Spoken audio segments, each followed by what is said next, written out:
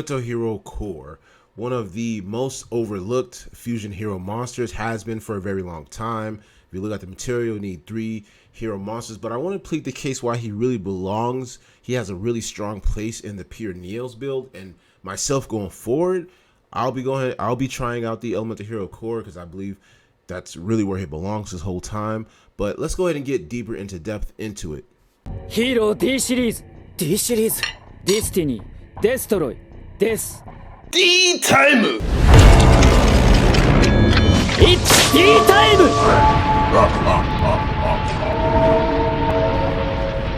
Michael Bowden back again, and I am your host, Destiny Hero Mike. Follow me on Twitter and Instagram, by the way.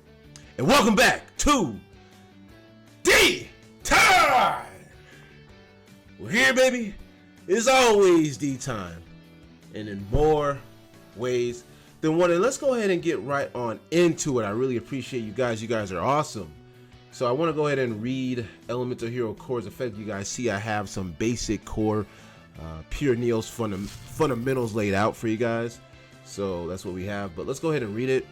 3 Elemental Hero monsters. So there you go. It's because really in pure NEOS at the very least, we don't play Vision Heroes or the Destiny Heroes. So I think he really belongs in this deck. So 3 Elemental Hero monsters, and must be fusion summoned and cannot be summoned by other ways, yada yada yada. That's what all the hero fusion boss monsters say.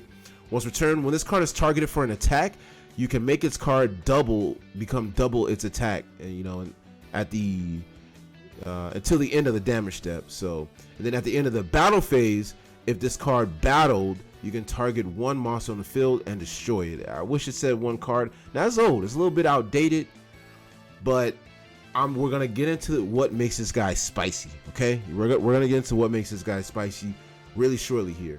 And then when this card is destroyed by battle or card effect, you can target 1 level 8 or lower Elemental Hero fusion monster in your graveyard and special summon it, ignoring its summoning conditions. So I think also, if I'm not wrong, so we have instant contact here. So if you brought out something by an instant contact, and it's in the graveyard, I think the core can summon it. And I don't think it was properly summoned in the first place, but it doesn't matter because he might because he's not properly summoning it in the first place. So I do believe he can special summon something in the graveyard, an Elemental Hero fusion monster from the graveyard, because he's not properly summoning it anyways. He's not fusion summoning it. He's special summoning it, ignoring its summoning conditions. So I don't think it cares about that, to be honest. But if you are a judge and I am wrong, please let us know here in the comments. We want to make sure. And as you guys see here, we've got a lot of this is what we play in the pure NEOS core, right? These are all the power cards in the Elemental Hero Core deck, disregarding NEOS Fusion, right? NEOS Fusion is kind of on his own time, isn't it? So, you know, we have Engage NEOS Space is going to get you your poly, send a hero from the deck to the graveyard, then your Miracle Fusion is preferably the easiest way to summon them. Also, even Polymerization, and then here are pretty much the targets you're going to be using, possibly a Sunrise as well. But as you guys see, he's really battle phase effect, right? And there's not a lot of things this meta, I believe, that does that destroys by a card effect. A lot of stuff is either gonna banish or return to the extra deck, or non-targeting, sin, or destroy, or sin.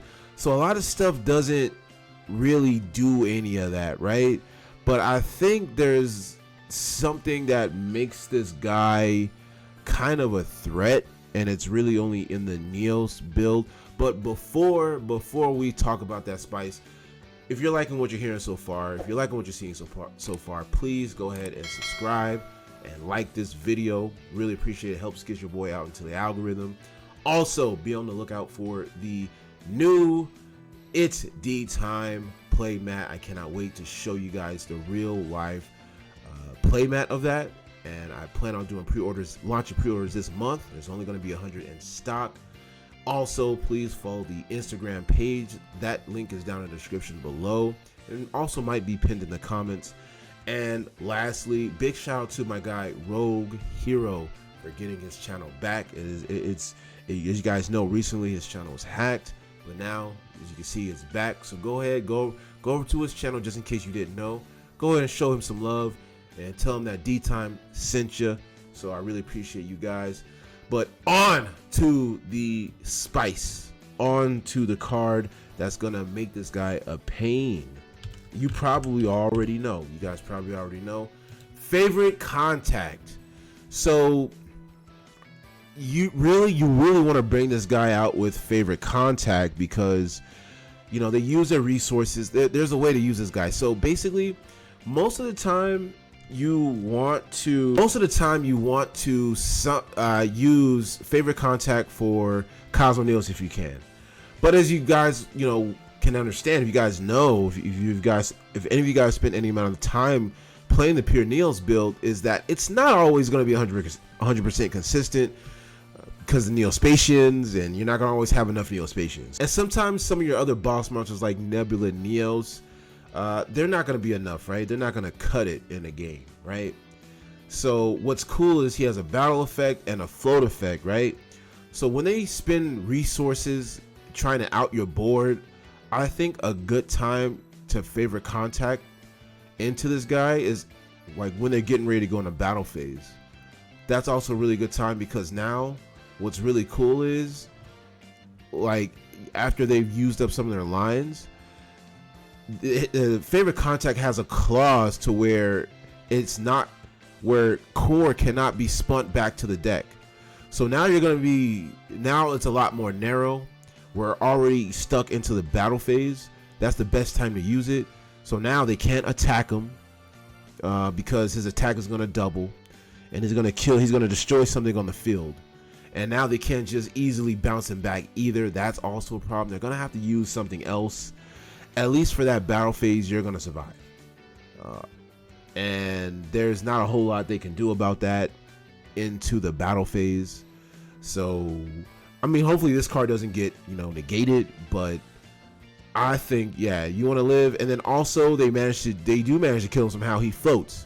So now it narrows the favorite contact narrows the amount of outs you can do to deal with this guy. And then now they're going to have to go to main phase 2 and use more resources on getting this guy off the board. They're going to have to do janky things. They can't spin him back. They can't use a Rhino Heart, right? Or Kaleido Heart. They can't use the Kaleido Heart to spin him back. They can't. There's a lot of things they can't do, like Ryza, stuff like that. They can't spin him back, which is awesome. And now they can't. Now they're not going to attack him. So that's 2 ways they can't kill him. And then if they do kill him by a card effect, if they destroy him by a card effect, not like send some kind of janky way, then he's going to float and possibly get you back something like a Sunrise, right? Sunrise is going to be a problem, because if he comes back by the core, because they've already used resources to get rid of your core, and resources that they didn't want to use to get rid of your core. So yeah, so that's one epiphany that I had. He's very easy to bring out. There's more than one way to bring him out. You got 2 ways of bringing him out. You got your polymerization as well as your miracle fusion. So that's one thing to look at. Also, I think he might have some synergy with instant contact, possibly. I'm not 100% sure on that, but he has complete synergy with Sunrise. Sunrise is going to get you your miracle.